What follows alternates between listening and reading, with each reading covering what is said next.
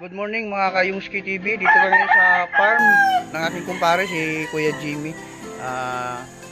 Backyard farm, maliit lang dito sa may bukid, may malapit sa Camp Tarimal. Dito tayo ngayon sa mga manok niya, na mga palahi niya. Iba naman nanalo na. Ito yung mga manok niya. Yan yung mga manok niya. Kuya Jimmy sa backyard farm niya.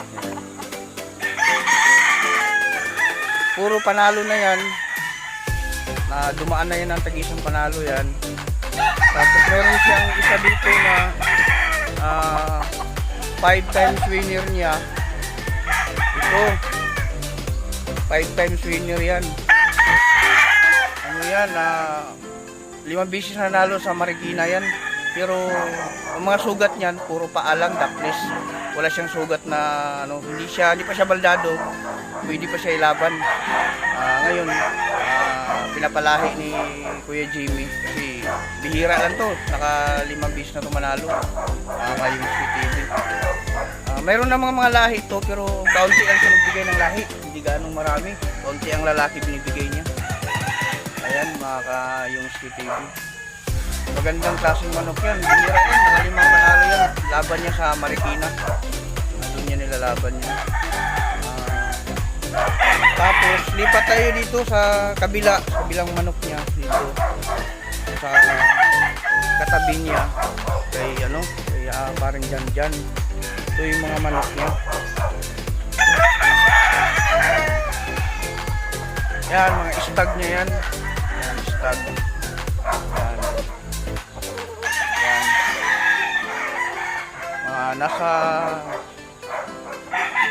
ilang buwan na to. Yung mga yan 9 months o 10 months. Ito mga guys, ito nasa 10 months na to. Yan, 10 months na yung mga yan. Yan guys, 10 months yan. Yan guys, yan. Ito nasa mga 6 months pa lang yan. Ito mga bagong palahi niya yan.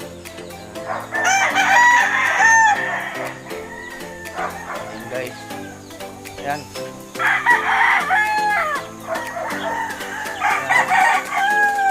months yan guys. Kung comment lang kayo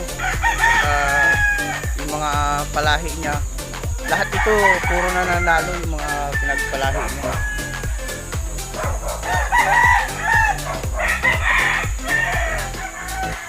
Yan to, nakailan na yun to. Ito guys, 11 months to. 11 months. Ito naman guys, yung hawak niya guys, yan. Nanalo na yun isang bisis. Sa Marikina din yan nilaban. Walang sugat yan guys. Ayan. Ayan guys, so. Ayan guys. Comment lang kayo guys sa baba. Para kung may kursunada kayo. Dito naman yung kumpare kung may-ari nito. Pwede naman natin pag-usapan. Yan, comment na kayo sa baba. Yan guys.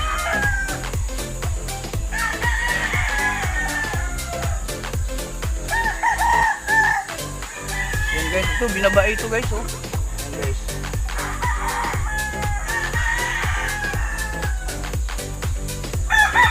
Months pa lang yan guys.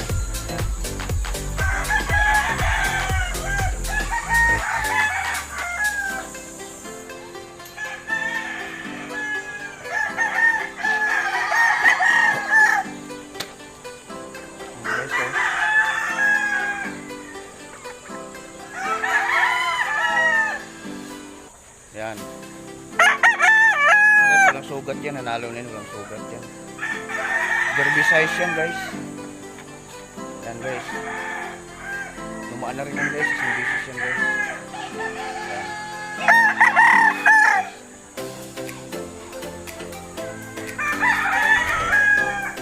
Comment lang kayo guys sa baba. Gusto nada kayo. Madali naman natin mapuntahan to guys. Message na kayo sa baba. Okay guys, thank you guys. Hanggang dito na lang guys. Salamat.